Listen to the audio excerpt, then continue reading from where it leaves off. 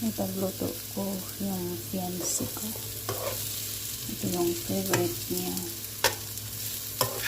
Pumpkin.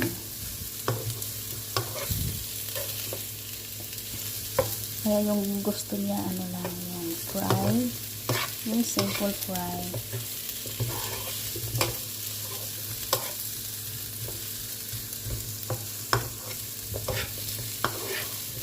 Ganito lang kasi yung gusto niya. I-check natin kung luto na. Lapit na. Lapit na siya maluto. Pero ayaw na niya yung overcook. Gusto niya yung half cook lang.